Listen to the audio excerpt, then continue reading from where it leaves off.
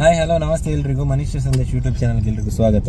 ಇವತ್ತು ಪಾಪುದು ಒಂದು ವ್ಯಾಕ್ಸಿನೇಷನ್ ಇದೆ, ಹಾಗೆ ಪಾಪವನ್ನು ಕರ್ಕೊಂಡು ಹೋಗ್ತಾ ಇದ್ದೆ. ನನಗೆ ಒಂದು ಬೆಳಿಗ್ಗೆ ಒಂದು ಪ್ರೋಗ್ರಾಮ್ ಇತ್ತು, ಭಜನಾ ಕಾರ್ಯಕ್ರಮ, ಹಾಗೆ ಅದು ಮುಗಿಸಿ ಬಂದೆ. ಈಗ 1 ಗಂಟೆ ಒಳಗೆ ಅಲ್ಲಿ ವ್ಯಾಕ್ಸಿನೇಷನ್ಗೆ ಹೋಗಬೇಕು. ಲಾಲ್ ಬಾಗ್ ಹತ್ರ ಬ್ಲಾಕ್, ಇಲ್ಲಿ ಅಂದರೆ ರ್ಯಾಲಿ ಆಗ್ತದೆ, ಪಾದಯಾತ್ರೆ. ಎಂತ ಪಾದಯಾತ್ರೆ ಅಂತ ಗೊತ್ತಿಲ್ಲ, ಇಲ್ಲಿ ಫುಲ್ಲು ಲೇಟ್ ಕೂಡ ಆಯಿತು, ಬ್ಲಾಕ್ ಆಗಿದೆ. ಇಲ್ಲಿ ಪಾಪ ಒಂದು ಬಸ್ ಇದ್ದು ಕನ್ನಡಿ ಕೂಡ ಹೊಡೀತು, ಹೇಗೆ ಅಂತ ಗೊತ್ತಿಲ್ಲ. ಅಲ್ಲಿ ಆಚೆ ನಿಂತಿದೆ ಬಸ್ ನೋಡಿ, ಆ ಗ್ರೀನ್ ಬಸ್ ಇದ್ದು ಫ್ರಂಟ್ ಇದ್ದು ಗ್ಲಾಸ್, ಅದು ಎಂತ ಅದು ಅಂತ ಗೊತ್ತಿಲ್ಲ. ಈಗ ಆಚೆ ಹೋಗಿದ್ದಾರೆ ಅವರು, ಚರ್ಚೆ ಮಾಡ್ತಾರೆ, ನೋಡಬೇಕು. ಈಗ ಸುಮ್ಮನೆ ಇಲ್ಲಿ ಲೇಟ್ ಆಗ್ತದೆ ಮಾರೆ.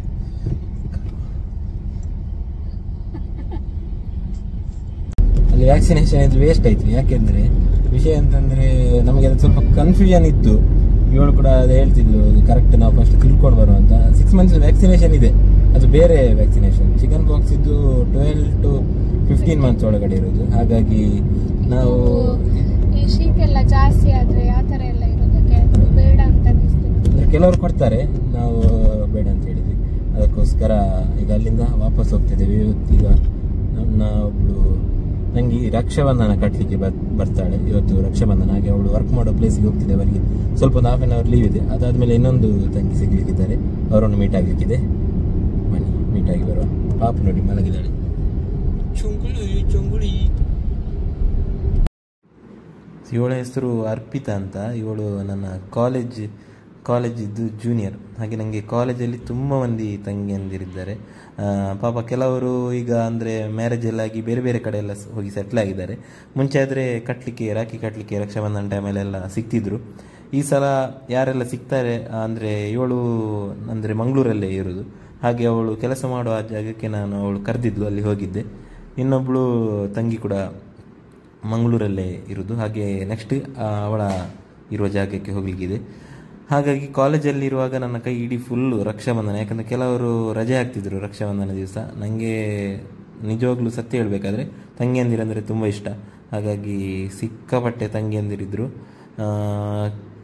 ರಕ್ಷಾಬಂಧನ ಕಟ್ತೇ ಇದ್ದರೂ ಈಗಲೂ ಹೆಚ್ಚಿನ ಎಲ್ಲ ತಂಗಿಯಂದಿರ ಮೇಲೆ ಪ್ರೀತಿ ಖಂಡಿತವಾಗ್ಲೂ ಅದೇ ಇದೆ. ನಾನು ಫೋನ್ ಕಾಂಟ್ಯಾಕ್ಟಲ್ಲಿ ಸ್ವಲ್ಪ ಕಡಿಮೆ ಸಿಕ್ಕುದಾದರೂ ಮುಂದೆ ಸಿಕ್ಕಿದಾಗ ಖಂಡಿತವಾಗ್ಲೂ ಆ ಪ್ರೀತಿ ಯಾವಾಗಲೂ ಅದು ಶಾಶ್ವತ. ಇವಳು ನೋಡಿ, ಹಣ ಕೊಡುವಾಗ ಬೇಡ ಹೇಳ್ತಾಳೆ. ಅದೊಂದು ಕ್ರಮ, ಅಣ್ಣನವರು ಒಂದು ಏನಾದರೂ ಕೊಡುದು ಅದೊಂದು. ಅವಳು ನನಗೆ ಡ್ರೆಸ್ ಕೊಟ್ಟಿದ್ಲು. ನಿಜವಾಗಿ ತಂಗಿಯಂದಿರು ಗಿಫ್ಟ್ ಕೊಡ್ಲಿಕ್ಕಿಲ್ಲ, ಆದರೆ ಅವರದ್ದು ಹಸ್ಬೆಂಡ್ ಇದ್ದು ಹೊಸತ್ತು ಶಾಪು ಏನೋ ಓಪನ್ ಆಗಿದ್ದಂತೆ, ಹಾಗಾಗಿ ಅವಳು ಡ್ರೆಸ್ ಕೊಟ್ಟಿದ್ಲು. ಇವಳು ನೋಡಿ, ಒಳಗಿಂದ ಇಲ್ಲಿ ವಿಡಿಯೋ ಮಾಡ್ತಾ ಪಾಪವನ್ನು ಇಟ್ಕೊಂಡು ಎಂಜಾಯ್ ಮಾಡ್ತಿದ್ದಾಳೆ. ಬಿಟ್ಟೆ ಮತ್ತು ಇವಳು ಇನ್ನೊಬ್ಳಿದ್ದಾಳೆ ನವ್ಯ ಅಂತ. ಅವರು 3 ಒಂದೇ ಆಫೀಸಲ್ಲಿ ಕೆಲಸ ಮಾಡ್ತಿದ್ರು ಮುಂಚೆ. ಅಲ್ಲಿಂದ ನಾವು ಇನ್ನೊಬ್ಳು ತಂಗಿಗೆ ರಾಖಿ ಕಟ್ಟಲಿಕ್ಕಿತ್ತು ಅಂತ ಬಂದ್ವಿ. ಸೊ ಹಾಗೆ ಫಸ್ಟ್ ಊಟದ ಟೈಮ್ ಆಗಿತ್ತು, ಫಸ್ಟ್ ಊಟ ಮಾಡುವ ಅಂತ ಹೋದ್ವಿ. ತುಂಬ ಟೈಮ್ ಕೂಡ ಆಗಿತ್ತು ಈ ಥರ ಸಿಕ್ಕಿ. ಸಡನ್ನಾಗಿ ಒಂದು ಗೆಟ್ ಟುಗೆದರ್ ಥರ ಆಯಿತು. ಸೊ ತುಂಬ ಖುಷಿ ಆಗುತ್ತೆ ಈ ಥರ ಸಡನ್ ಪ್ಲ್ಯಾನ್ಸ್, ಸಡನ್ ಮೀಟ್ ಎಲ್ಲ ಆದರೆ ಒಂಥರ ತುಂಬ ಖುಷಿ ಅನಿಸುತ್ತೆ.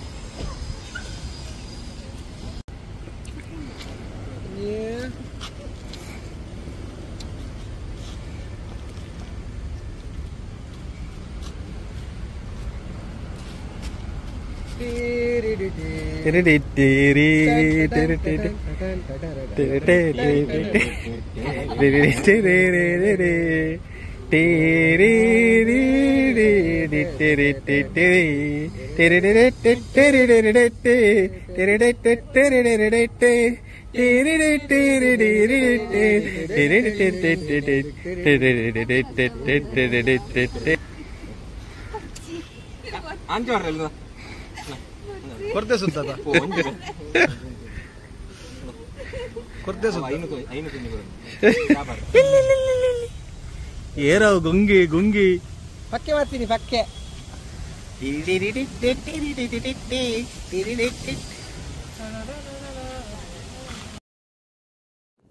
ಎಸ್, ಅಲ್ಲಿಂದ ಮನೆಗೆ ಬಂದು ಈ ವಿಡಿಯೋ ಅಂದರೆ ಲಾಂಗ್ ಯೂಟ್ಯೂಬ್ಗೆ ತೆಗೆದಿರುವಂಥದ್ದು ವಿಡಿಯೋ ಅಲ್ಲ, ಹಾಗಾಗಿ ಈ ಥರ ಇದೆ. ಸೊ ಅಲ್ಲಿಂದ ಇವ್ರ ತಂಗಿ ಮನೆಗೆ ಬರ್ತೇನೆ ಅಂತ ಹೇಳಿದ್ಲು. ಸಂಜೆ ಟೈಮಿಗೆ ಅಮ್ಮ ತಂಗಿ ಎಲ್ಲ ಬಂದಿದ್ದರು. ಏನಂದರೆ ಅವರಿಬ್ಬರಿಗೂ ನಾವು ಬೇರೆ ಗಿಫ್ಟ್ ಏನಾದರೂ ಕೊಡುವ ಅಂತ ಪ್ಲ್ಯಾನಲ್ಲಿತ್ತು. ಬಟ್ ಸಡನ್ ಆಗಿ ಏನು ಮಾಡಲಿಕ್ಕಾಗಿಲ್ಲ, ಸ್ವಲ್ಪ ಅರ್ಜೆಂಟಲ್ಲಿದ್ವಿ ಅಂತ. ಮತ್ತು ಸೊ ಕ್ಯಾಶ್ ಕೊಟ್ಟಿದ್ರು ಇವರು. ಸೊ ಹಾಗಾಗಿ ರಕ್ಷಾಬಂಧನ ಈ ಥರ ಇತ್ತು. ಇಲ್ಲಿ ನಾವು ಬರುವಾಗ ನಮ್ಮದು ಮನೆ ಕೆಳಗಡೆ ಒಂದು ಶಾಪ್ ಇದೆ. ಸೊ ಹಾಗಾಗಿ ಅಲ್ಲಿ ಹೋಗಿ ಅರ್ಜೆಂಟಲ್ಲಿ ಒಂದು ಡ್ರೆಸ್ ಪರ್ಚೇಸ್ ಮಾಡಿದ್ವಿ, ಅದನ್ನೇ ಗಿಫ್ಟಾಗಿ ಕೊಟ್ವಿ.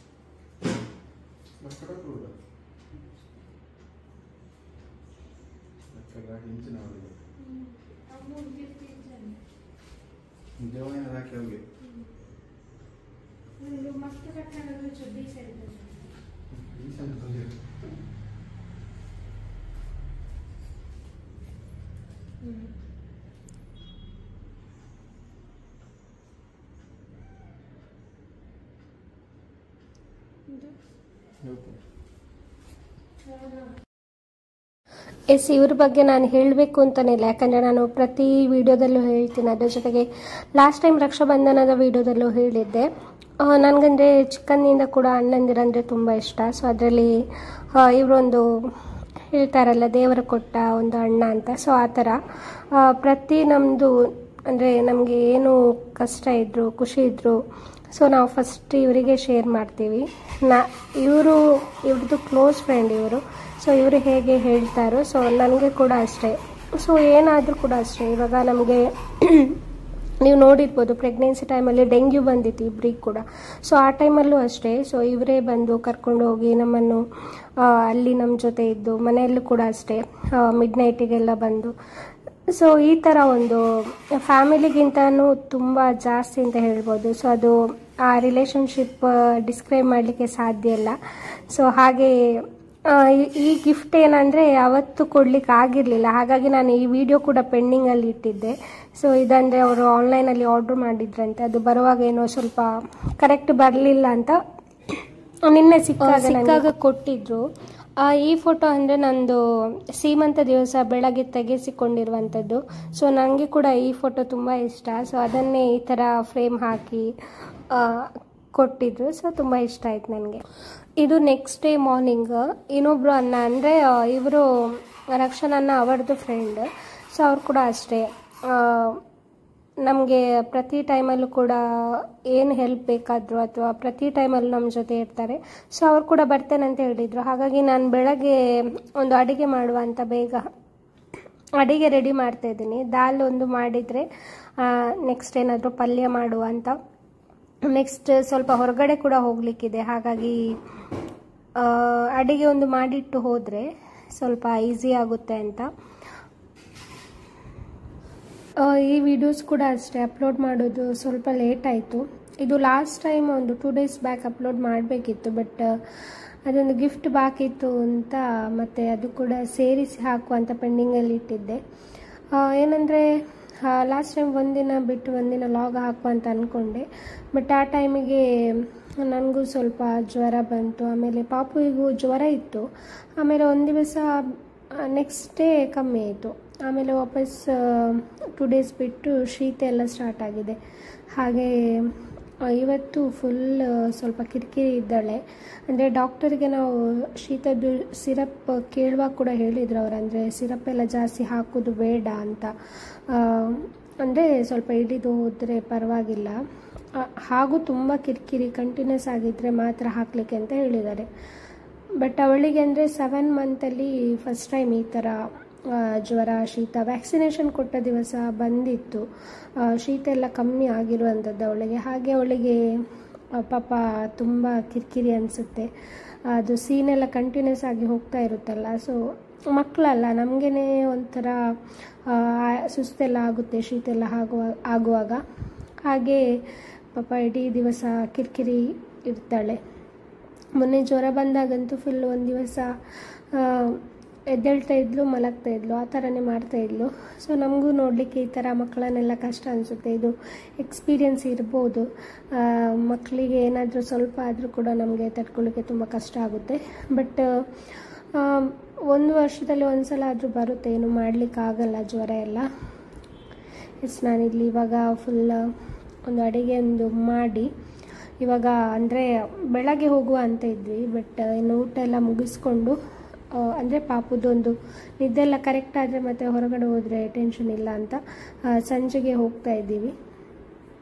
ಇವಾಗ ಬಿಸಿಲು ಕೂಡ ಅಷ್ಟೇ, ಕೆಲವೊಮ್ಮೆ ಬಿಸಿಲಿರುತ್ತೆ ಬಟ್ ಸಡನ್ನಾಗಿ ಮಳೆ ಬರುತ್ತೆ. ಹಾಗಾಗಿ ಒಳಗಡೆ ಇಟ್ಟಿರ್ತೇವೆ. ಆ ಥರ ಫುಲ್ ಬಿಸಿಲಿದ್ದರೆ ಮಾತ್ರ ನಾವು ಹೊರಗಡೆ ಬಾಲ್ಕನಿಯಲ್ಲಿ ಇಟ್ಟಿರ್ತೇವೆ. ಇಲ್ಲಾಂದರೆ ಇಲ್ಲಿ ಫ್ಯಾನೆಲ್ಲ ಇರುವಾಗ ಫ್ಯಾನಿಗೆ ಒಣಗ್ತದೆ, ಏನು ಪ್ರಾಬ್ಲಮ್ ಇಲ್ಲ. ಇಲ್ಲಿ ವೆದರ್ ಕೂಡ ಫುಲ್ ಮಳೆ ಇದೆ, ನೋಡ್ಬೋದು. ಇಲ್ಲಿ ಹೂ ಬಿಟ್ಟಿದೆ, ಈ ದಾಸವಾಳ. ಇದು ಕೆಲವೊಮ್ಮೆ ಸ್ವಲ್ಪ ಒಣಗಿರ್ತದೆ, ಯಾಕಂದರೆ ನಾವು ಇರಲ್ಲಲ್ಲ, ಹಾಗಾಗಿ.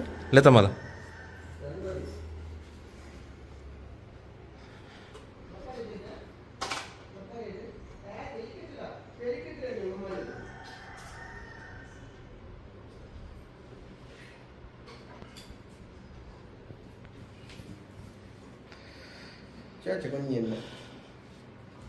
Migrena. Che per un po' niente.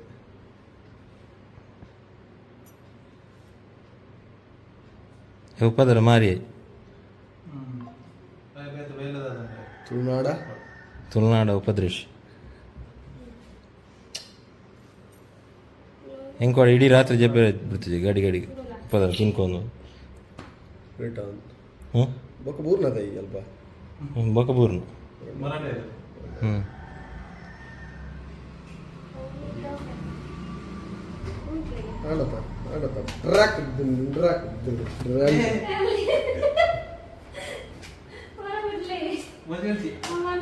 ಆಶೀರ್ವಾದ ಅನ್ಪೇರಂడి అంది ఆశీర్వాదం అనిపడి పలాయనకులు ఆశీర్వాదం ಆರೋಗ್ಯವಂತ ಸುಖ ಶಾಂತಿ ನೆಮ್ಮದಿ ವೈವಾಹಿಕ ಜೀವನ ದೀರ್ಘ ಸುಮಂಗಳಿ ಅಭಿವೃದ್ಧಿ ಅದು.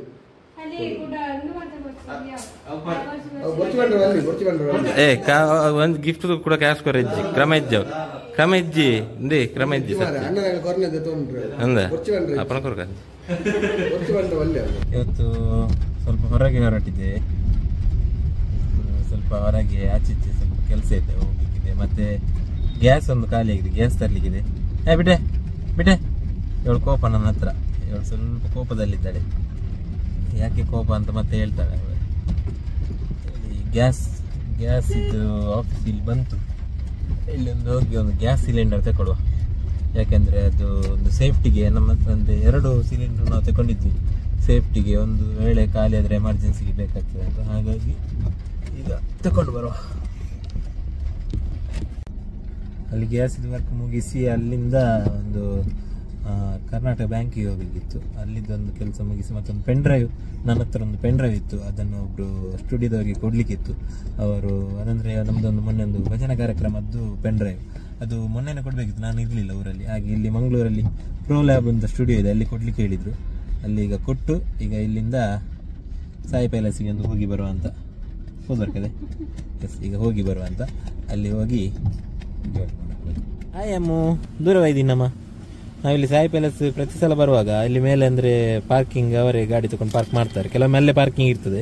ಇವತ್ತು ಪಾಪ ಮಳೆಗೆ ಅವರು ಇರಲಿಲ್ಲ, ಹಾಗೆ ಇಲ್ಲಿ ಕೆಳಗಡೆ ಬಂದ್ವಿ. ಪುಣ್ಯಕ್ಕೆ ನಮ್ಮದೊಂದು ಬಹಳ ಒಂದು ದೊಡ್ಡದಾದ ಒಂದು ಕೊಡೆ ಇದೆ, ಛತ್ರಿ ಇದೆ, ಹಾಗಾಗಿ ತೊಂದರೆ ಇಲ್ಲ. 3 ಜನ ಒಟ್ಟಿಗೆ ಹೋಗ್ಬೋದು, 10 ಜನ ಹೋಗ್ಬೋದು ಅದರಲ್ಲಿ. ಗಟ್ಟಿ ಬದಲ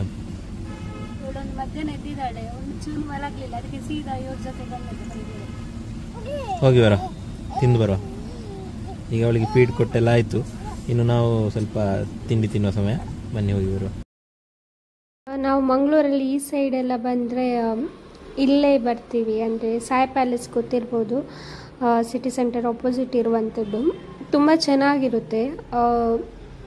ಲಂಚು ಕೂಡ ಅಷ್ಟೇ. ಮಧ್ಯಾಹ್ನ ಊಟಕ್ಕೆ ಹೋದರೂ ನಾನ್ ವೆಜ್ ವೆರೈಟೀಸ್ ಚೆನ್ನಾಗಿರುತ್ತೆ. ಅದ್ರ ಜೊತೆಗೆ ಈವ್ನಿಂಗ್ ಸ್ನ್ಯಾಕ್ಸ್ ಅಂತೂ ಯಾವುದೆಲ್ಲ ಟ್ರೈ ಮಾಡಿದ್ದೇನೆ ಪ್ರತಿಯೊಂದು ಕೂಡ ಒಳ್ಳೆ ಟೇಸ್ಟ್ ಇರುತ್ತೆ. ಹಾಗಾಗಿ ಸೊ ಅಲ್ಲೇ ಬರ್ತೀವಿ. ನಾನು ಕಮ್ಮಿ ಆ್ಯಕ್ಚುಲಿ ಪೂರಿ ಈ ಥರದ್ದೆಲ್ಲ ತಿನ್ನೋದು, ಬಟ್ ಯಾಕೋ ಪೂರಿ ತಿನ್ನಬೇಕು ಅಂತ ಅನಿಸಿತ್ತು. ಹಾಗೆ ಪೂರಿ ಮತ್ತು ಚೆನ್ನ ಮಸಾಲ ತಗೊಂಡಿದ್ದೆ. ಅದರ ಜೊತೆಗೆ ಕೋಲ್ಡ್ ಕಾಫಿ ಕೂಡ ಒಂದು ತಗೊಂಡಿದ್ದೆ. ಒಂದು ಆಚೆ ಈಚೆ ಓಡಾಟ ಮತ್ತು ಸ್ವಲ್ಪ ಮನೆಗೆ ಐಟಮ್ ಕೂಡ ತಗೊಳ್ಲಿಕ್ಕಿತ್ತು, ಅದೆಲ್ಲ ತಗೊಂಡಾಯಿತು. ಈಗ ವಾಪಸ್ ಮನೆಗೆ ಹೋಗ್ತಾ ಇದ್ದೇವೆ. ಸಂಜೆ ಆಯಿತು ಆಲ್ರೆಡಿ. ವಾತಾವರಣ ಕೂಡ ತುಂಬ ಚೆನ್ನಾಗಿದೆ.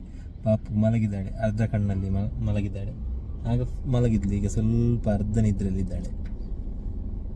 ಮುಂಚೆ ಎಲ್ಲ ಕಾರಿಗೆ ಬಂದು ಕೂಡಲೇ ಮಲಗ್ತಿದ್ಲು. ಈಗ ಸ್ವಲ್ಪ ಅಂದರೆ ಗೊತ್ತಾಗ್ತದಲ್ಲ, ಹೊರಗಡೆ ಎಲ್ಲ ನೋಡಲಿಕ್ಕೆ ಸ್ಟಾರ್ಟ್ ಮಾಡಿದ್ದಾಳೆ. ಅದೆಲ್ಲ ಸ್ವಲ್ಪ ಅವಳಿಗೆ ಅಟ್ರಾಕ್ಟ್ ಆಗ್ತದೆ. ಮಕ್ಕಳಿಗೆ ಅದೆಲ್ಲ ಜಾಸ್ತಿ, ಆಕಾಶ ನೋಡ್ತಾ ನಗ್ತಾ ಇರ್ತಾರೆ. ಹಾಗೆ ಈಗ ಪಾಪ ನಿದ್ರೆ ಬಂತು ಅವಳಿಗೆ, ಮಲಗಿದ್ದಾಳೆ. ಮಧ್ಯಾಹ್ನದಿಂದ ಮಲಗಿರಲಿಲ್ಲ. ಹಾಗೆ ಎಲ್ಲ ಆಯಿತು. ಸ್ವಲ್ಪ ಕೆಲಸ ಎಲ್ಲ ಬಾಕಿ ಇದ್ದದೆಲ್ಲ ಫಿನಿಶ್ ಆಯಿತು.